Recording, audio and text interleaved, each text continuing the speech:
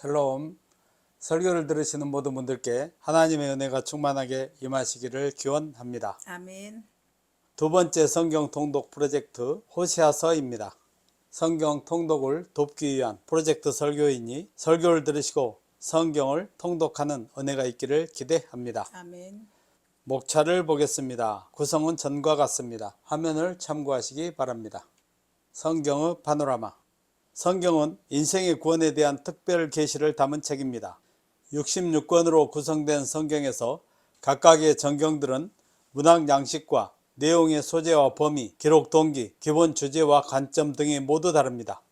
그러나 다양한 측면에서 인간 구원의 진리를 조명한다는 근본 목적과 이들 각각이 모두 하나님에 의하여 영감으로 기록되었다는 그 기원에 있어서 동일합니다. 성경은 40여 명의 저자가 1600년 동안 기록한 책입니다. 모세로부터 기록이 시작되어서 사도 요한으로 완결되었습니다. 모세의 첫 기록부터 지금까지 3500년 동안 성경책이 보존되어 왔다는 것은 놀라운 하나님의 섭리라고 볼 수 있습니다. 성경 66권은 구약은 39권, 신약은 27권인데 이사야서를 포함한 대소선지서는 제각각 시대적 배경, 예언의 1차적 대상과 주요 내용, 주요 사건에 대한 접근 방법 및 내용 전개 구조상의 세부 특징이 다양합니다. 호시아서 관련 연대표는 화면을 참고하시기 바랍니다. 멈춰놓고 보시면 도움이 많이 되십니다. 호시아서 개관. 책의 제목은 저자 호시아의 이름을 따릅니다. 호시아는 구원하다는 의미의 히브리어 동사 야샤의에서 유래하여 구원자란 의미를 지닙니다. 사랑의 선지자 호시아의 사역은 동일하게 구원자란 의미를 지닌 예수 그리스도의 구원 사역과 말씀 선포 사역을 예표하는 것이기도 합니다. 저자 호시아는 BC 755년 북왕국 여로보암 2세의 통치 시기에 선지자로 부름을 받아 북이스라엘이 아수리에 멸망한 BC 722년 직전까지 활동한 선지자입니다. 수신자는 극심한 신앙적 타락으로 멸망의 운명에 직면하였지만 경제, 군사적 번영에 자만하여 영적 무지와 무감각으로 이를 인지하지 못하였던 북이스라엘과 동반 타락하여 점차 멸망을 향해 나아가고 있던 남유다 백성들입니다.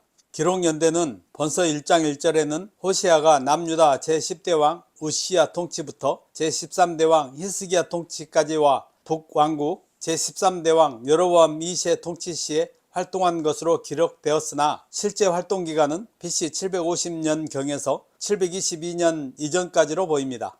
본서는 호시아 활동 말기 북이스라엘 멸망 직전의 BC 722년 이전에 기록되었습니다. 주요 내용은 임박한 멸망 앞에서도 위기의식도 없이 전방위적 범죄를 계속하는 선민을 향하여 그 범죄에 상응하는 큰 심판을 선언하는 동시에 무조건적 회복을 약속하여 각성과 회개를 촉구하는 내용입니다. 호시아서 체크포인트. 호시아서의 가장 결정적인 특징은 예언자가 자신의 처절한 개인적 삶을 상징적 기반으로 삼아 하나님의 말씀을 선포했다는 점에 있습니다. 호시아는 하나님의 명령에 따라 음란한 여인 고멜을 아내로 맞이했으나 그녀는 결국 남편을 배신하고 가정을 버려 부정을 저질렀습니다. 그러나 하나님은 배신과 상처로 얼룩진 호시아에게 가정을 회복할 것을 명하셨습니다. 이 살아있는 고통의 체험은 곧 여호와를 배반한 선민 이스라엘을 향한 심판의 경고이자 회개를 촉구하는 뜨거운 메시지가 되었습니다.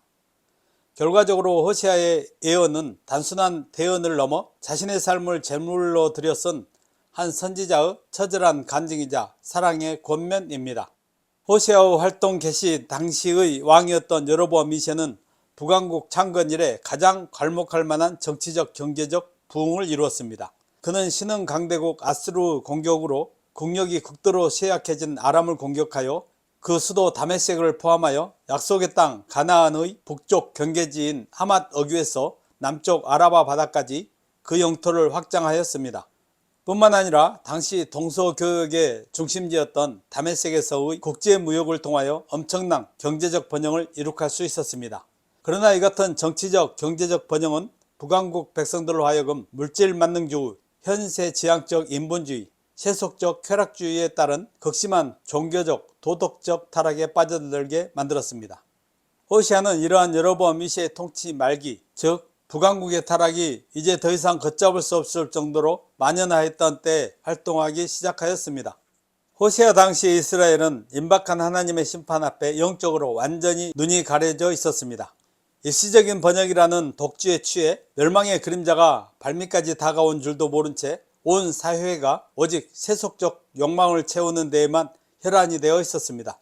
왕실은 권력을 찬탈하려는 피비린내 나는 음모를 얼룩졌고, 지도층은 가난한 자들의 권리를 무참히 짓밟으며 탐욕의 성을 쌓기에 급급했습니다.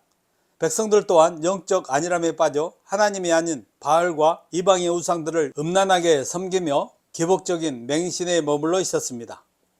더욱 가슴 아픈 사실은 시대의 등불이 되어 백성을 깨워야 할 제사장과 선지자들마저 본분을 망각한 채 타락의 물결에 편승했다는 점입니다. 위아래 할 것 없이 모두가 거룩을 잃어버린 채 서서히 침몰해가는 배 위에서 영원할 것 같은 번영의 잔치만을 즐기고 있었던 것입니다.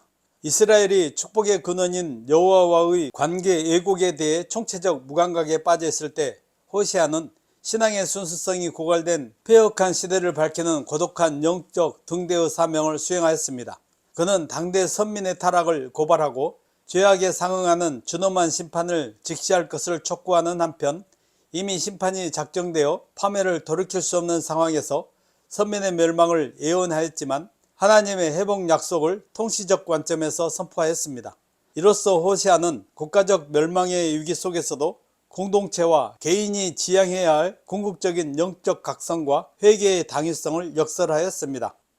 호시아서 내용 분해.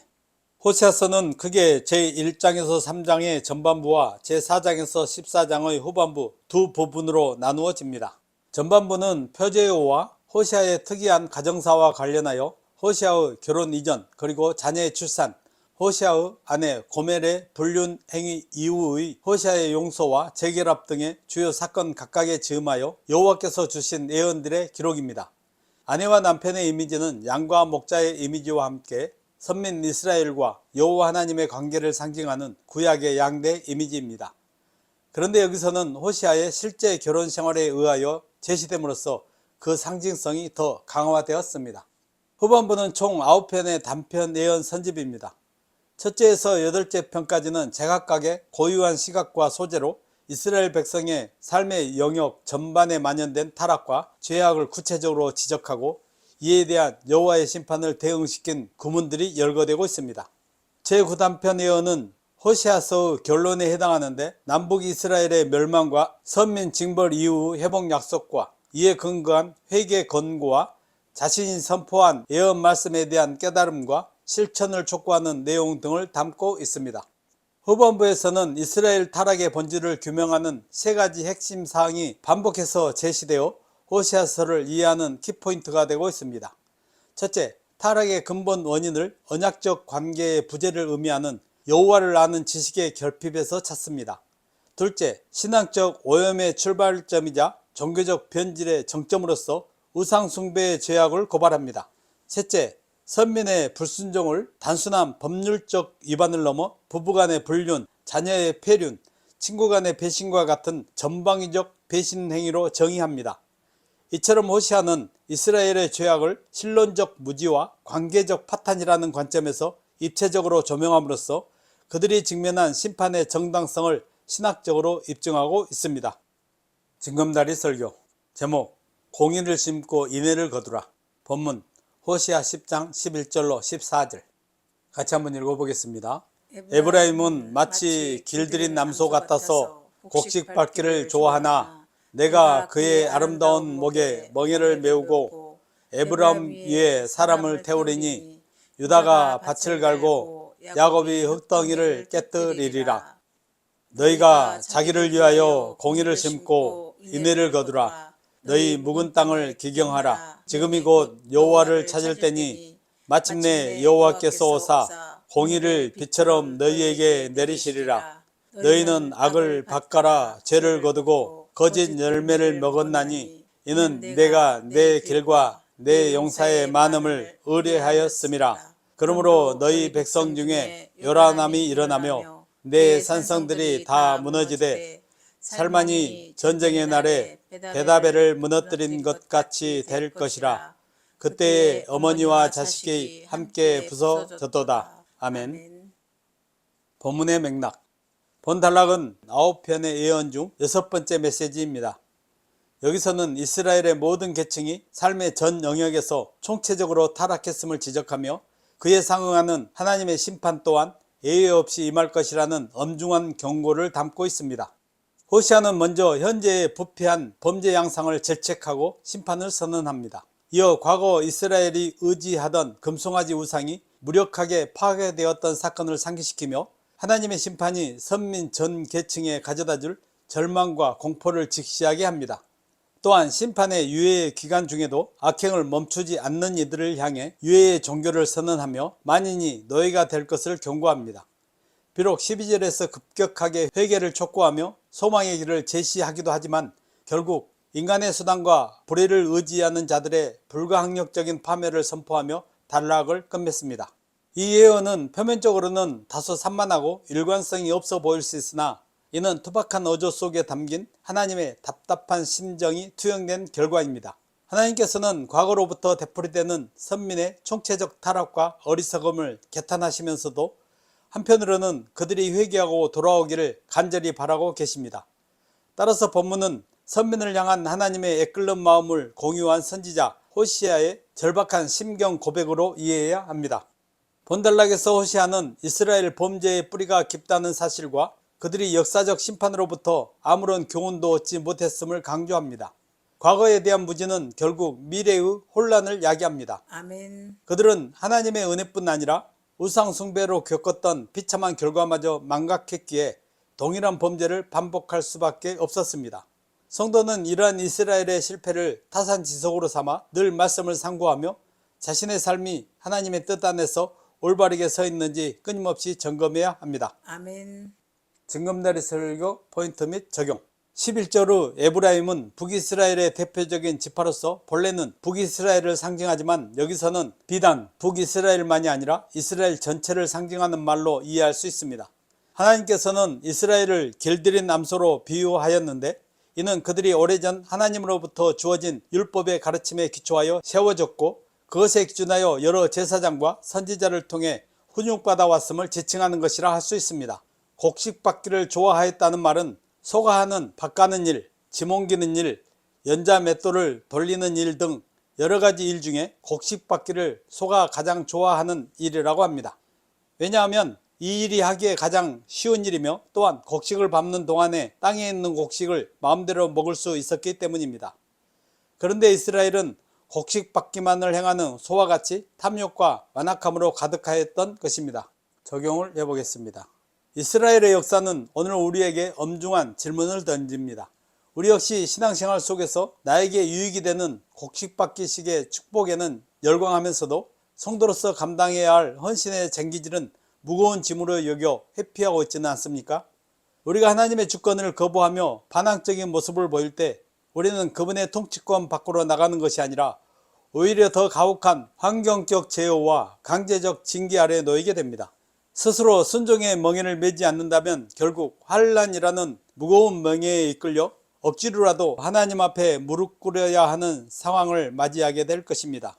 하나님은 우리가 징계에 등 떠밀려 억지로 섬기는 자가 되기보다 자원하는 심령으로 하나님의 선한 통치에 순종하여 약속된 결실을 누리시기를 원하십니다. 아멘. 그러므로 매 순간 강제된 멍에가 아닌 기쁨의 순종을 선택함으로써 진정한 안식과 축복의 길로 걸어가는 성도가 되어야 하겠습니다. 아멘. 12절을 보면 너희가 자기를 위하여 공의를 심고 인애를 거두라고 하였습니다. 여기서 공의를 심는다는 의를 행하는 것을 말하고 인애는 하나님께서 충성스러운 자기 백성에게 베푸시는 무한한 은총과 축복을 총칭하는 말입니다. 그런데 여기서 주목할 사실은 이스라엘이 공의를 심어 인애를 거두어야 하는 이유를 너희 자신을 위한 것이라고 말씀하고 있다는 것입니다. 우리가 의를 행한다면 그것은 바로 다른 누구보다 우리에게 유익이 되는데 이는 하나님은 우리가 의를 행하면 이를 기뻐하시고 우리에게 크신 은혜를 베푸실 것이기 때문입니다. 아멘. 또 북이스라엘 백성들이 의를 행할 때와 관련하여 지금이 곧 여호와를 찾을 때라고 하였습니다. 여기에 보면 의를 행할 때와 여호와를 찾을 때가 같은 의미로 사용되고 있습니다. 이는 여호와를 찾는 것이 곧 의를 행하는 일이요 의를 행하는 것이 곧 여호와를 찾는 일임을 뜻합니다. 아멘. 적용을 해보겠습니다. 북이스라엘 백성들에게는 지금이 의를 행할 때였습니다. 이는 북이스라엘에 대한 하나님의 심판이 임박하였음을 강조하는 표현이라고 할 수 있습니다. 즉 북이스라엘은 지금 의를 행하지 않고 여호와를 찾지 않으면 하나님의 인애를 얻지 못하고 호련히 임할 심판에 멸망할 것이었습니다. 그러므로 그들은 멸망이 이르기 전에 지금 의를 행해야 했습니다. 그렇듯이 오늘날의 우리도 지금 공의를 심어야 합니다. 아멘. 지금이 공의를 심을 마지막 기회일 수도 있으므로 우리는 지금 여호와를 찾아야 합니다. 아멘. 바울 사도는 보라 지금은 은혜 받을 만한 때요 지금은 구원의 날이로다 라고 하였습니다. 아멘. 심판의 날이 언제 임할지 모르기에 우리는 지금 공의를 심어야 합니다. 아멘. 지금의 기회를 놓치지 말고 공의를 심어 인애의 열매를 맺는 성도들이 되시기를 바랍니다. 아멘. 호세아 선지자는 북이스라엘을 향하여 너희 묵은 땅을 기경하라고 촉구합니다. 그리고 그 이유를 직접적으로 말하는 대신에 마침내 여호와께서 오사 공의를 비처럼 너희에게 내리시리라고 하였습니다. 여기서 공의란 은총을 달리 표현한 것입니다. 즉 북이스라엘 백성들은 하나님의 풍성한 은혜를 입기 위하여 묵은 땅을 기경해야만 하였습니다. 묵은 땅은 오랫도록 기경하지 않아서 길처럼 딱딱하게 굳은 땅을 가리키는데 땅은 마음을 상징적으로 표현한 것입니다. 그리하여 묵은 땅은 북이스라엘 백성들의 마음이 매우 강팍한 상태에 있음을 나타내 줍니다. 땅이 씨앗을 받아들여 싹을 틔우고 풍성한 열매를 맺기 위해서는 뿌리가 충분히 내릴 수 있을 만큼 땅을 기경하여 흙을 부드럽게 해야 합니다. 적용을 해보겠습니다. 마음의 밭을 일구지 않아 심령이 강팍해진 자들은 하나님께서 아무리 큰 은혜를 베푸셔도 그것을 받지 못합니다. 예수님 당시의 서기관과 바리새인들 그리고 초대교회 당시의 유대인들이 그 대표적인 예입니다. 수많은 이들이 주님의 말씀을 순전하게 받아들여 치유와 구원의 새삶을 누린 반면 정작 말씀을 가장 잘 알고 있었던 그들은 마음이 딱딱하게 굳어 있어 생명의 은혜를 조금도 입지 못했습니다. 이러한 완악함은 사도 바울이 복음을 전할 때도 반복되었습니다. 유대인들은 굳어진 마음으로 복음을 배척하며 스스로 축복의 기회를 걷어차고 말았습니다. 지금도 하나님은 성경 말씀과 설교와 성령의 감동 그리고 삶의 다양한 사건들을 통해 우리에게 끊임없이 은혜를 공급하고 계십니다. 아멘. 이 신령한 은총을 받아 풍성한 삶을 누리기 원하신다면 먼저 우리 안에 완악함을 깨뜨리고 옥토와 같은 마음으로 가꾸어야 합니다. 아멘. 부드러운 마음밭에 하나님의 은혜가 머물 때 비로소 우리 삶에는 풍성한 열매가 맺히게 될 것입니다. 아멘. 13절에 밭 갈고 거두는 행위는 인간의 삶을 농사에 비유한 것으로 북이스라엘 백성들이 악을 밭갈아 죄를 거두었다는 것은 그들의 삶이 처음부터 끝까지 죄악으로 일관하였음을 지적한 것입니다. 호세아는 이처럼 죄악으로 일관된 삶을 산 북이스라엘 백성들이 거짓 열매를 먹었다고 하였습니다. 거짓 열매란 망하게 하는 열매, 허망하게 하는 열매, 곧 독이 있는 열매를 가리킵니다. 14절은 내 산성들이 다 무너지되라는 표현을 합니다. 이는 그들이 자기들만의 힘으로 안전을 도모하기 위해 나라 곳곳에 세운 산성들을 지적한 것입니다. 이 역시 그들의 불신앙적 태도의 결과물인 것입니다. 그들은 이러한 인본주의적 정책으로 인하여 도무지 하나님을 의지할 줄을 몰랐습니다. 이러한 그들의 우상 숭배와 탐욕에 사로잡힌 인본주의적인 태도는 하나님의 가혹한 심판으로 결국 파멸을 맞게 되었습니다. 적용을 해보겠습니다. 북이스라엘은 건국 초기부터 신본주의를 버리고 인간의 수단과 방법을 앞세운 인본주의를 채택했습니다. 이러한 인본주의도 나름의 결실을 보는 듯 하지만 그 열매는 겉모습만 화려할 뿐 실상은 사람을 파멸로 이끄는 사망의 열매입니다. 북이스라엘을 거둔 궁극적인 수확 역시 본문이 지적하듯 생명이 아닌 거짓과 사망의 열매였습니다. 오늘날에도 하나님 없이 살아가는 이들이 많은 수고를 통해 바벨탑처럼 웅장하고 화려한 성취를 이뤄내곤 합니다. 그러나 주님을 떠난 모든 노력은 결국 자기를 망하게 하는 거짓 열매에 불과합니다. 아멘. 주님께서는 나는 포도나무요 너희는 가지라 그가 내 안에 내가 그 안에 거하면 사람이 열매를 많이 맺나니 나를 떠나서는 너희가 아무것도 아무것도 할 수 없음이라고 분명히 말씀하셨습니다. 아멘. 이 말씀처럼 신앙의 자리를 이탈하여 인간이 맺는 모든 열매는 참된 가치를 지닐 수 없습니다. 아멘. 그러므로 성도는 오직 하나님의 길을 걷고 그분만을 우려하는 신분주의의 삶을 통해 영원히 썩지 않을 생명의 열매를 거두는 삶을 사시기를 바랍니다. 아멘. 호세아서 교훈. 호세아서는 이스라엘의 범죄가 과거부터 지속되어 왔으며 그 양상 또한 매우 다양함을 지적합니다. 특히 모든 계층의 이스라엘 구성원들이 끊임없이 범죄하는 근본 원인이 바로 여호와를 아는 지식의 부재에 있음을 거듭 강조합니다. 4장 1절에서는 이 땅에 하나님을 아는 지식이 없음을 질책하고 4장 6절에서는 내 백성이 지식이 없음으로 망하는도다 라고 질타하며 지식을 버린 자들을 제사장 직무에서 파하시겠다고 선언합니다. 또한 6장 6절에서는 우리가 여호와를 알자 힘써 여호와를 알자라고 간절히 호소합니다. 이처럼 호세아서 곳곳에는 무지에 대한 지적과 하나님을 아는 지식을 갖추라는 권면이 반복됩니다. 여기서 여호와를 안다는 것은 단순히 지적 정보를 넘어 살아계신 하나님과의 긴밀한 교제가 동반된 체험적 알을 의미합니다. 이는 하나님의 존재에 대한 인격적 신뢰를 바탕으로 그분을 경외하며 그분의 뜻에 자신을 철저히 복종시키는 실천적 지혜까지 포함하는 개념입니다. 결국 호세아서는 하나님이 어떤 분이신지 바르게 알고 그분과 친밀한 인격적 관계를 맺으며 살아가는 것이 신앙의 본질임을 우리에게 교훈해 줍니다. 아멘. 호세아서에는 선민 이스라엘의 여러 가지 범죄들이 제시되고 있습니다. 그 가운데 가장 빈번하게 지적되는 것은 여호와를 버리고 우상을 숭배한 범죄입니다. 이는 이스라엘의 범죄 중 가장 심각한 해악을 끼친 것이 우상 숭배이며 모든 범죄의 뿌리가 바로 우상 숭배로 집약되기 때문입니다. 우상 숭배는 우상을 신격화하는 것으로 하나님을 이방 우상들과 동격으로 취급하는 결과를 초래합니다.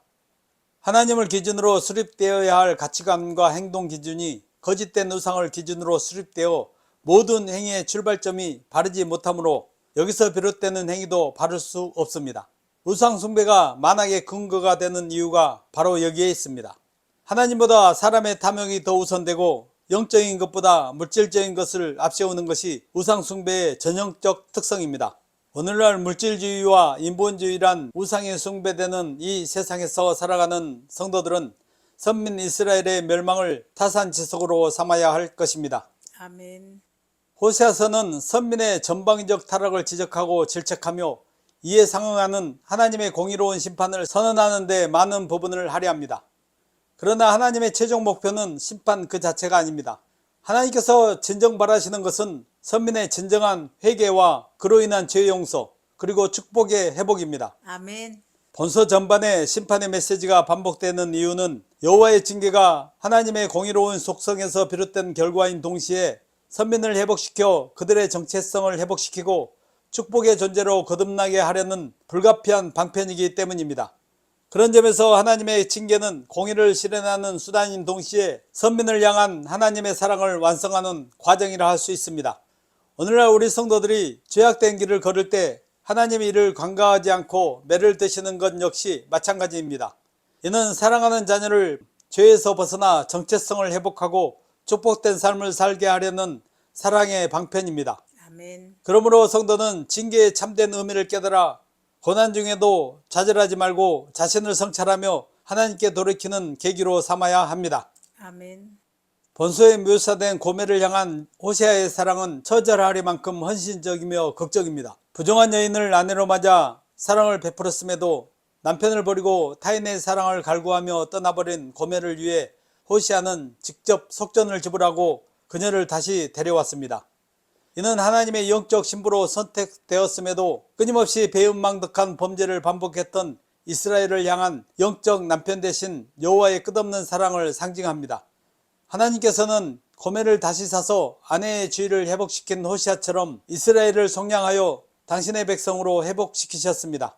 아멘. 이 회복의 역사에는 하나님의 크나큰 희생이 따릅니다. 그 희생의 절정은 바로 독생자 그리스도께서 낮고 천한 인간의 몸을 입고 이 땅에 오셔서 죄인의 대속을 위해 십자가에서 피 흘려 죽으신 사건입니다. 아멘. 이처럼 하나님의 무한한 사랑과 자기 희생은 그리스도의 대속적 죽음이 있기 전 750년 전 이미 호시아서를 통해 생생하게 예표되었습니다. 아멘. 에필로그. 호세아서는 여호와의 심판 경고와 회복을 동시에 선포한 호세아 선지자의 기록입니다. 호세아서 분량은 14장 11쪽 정도로 30분 정도면 한번 읽을 수 있습니다. 설교를 들으시고 호세아서를 통독하면서 많은 은혜를 받으시기 바랍니다. 아멘. 말씀을 정리하고 마치겠습니다. 호세아는 이스라엘이 하나님을 아는 지식의 부재와 우상 숭배의 폐역함으로 멸망했다고 합니다. 그는 또 하나님이 찢으셨지만 하나님께로 돌아가면 하나님께서 치료하시고 회복시켜 주실 것이므로 힘써 하나님을 알고 하나님께로 돌아가자고 촉구합니다. 아멘. 그러므로 성도는 바른 삶을 살기 위해 무엇보다 하나님 알기를 힘써야 합니다. 아멘. 이를 위해 하나님의 말씀인 성경을 꾸준히 통독하시기를 권면합니다. 아멘. 제가 성경 통독을 특히 강조하는 데에는 두 가지 이유가 있습니다. 첫째는 모든 성경은 하나님의 감동으로 기록되었기에 성도가 모든 성경 전체를 알기 힘쓰는 것은 지극히 당연한 본분이기 때문입니다. 둘째, 성경 일독에 필요한 시간은 약 100시간 정도로 통독은 성도가 하나님과 1대1로 교제하는 절대적 시간을 정직하게 측정할 수 있는 척도가 되기 때문입니다.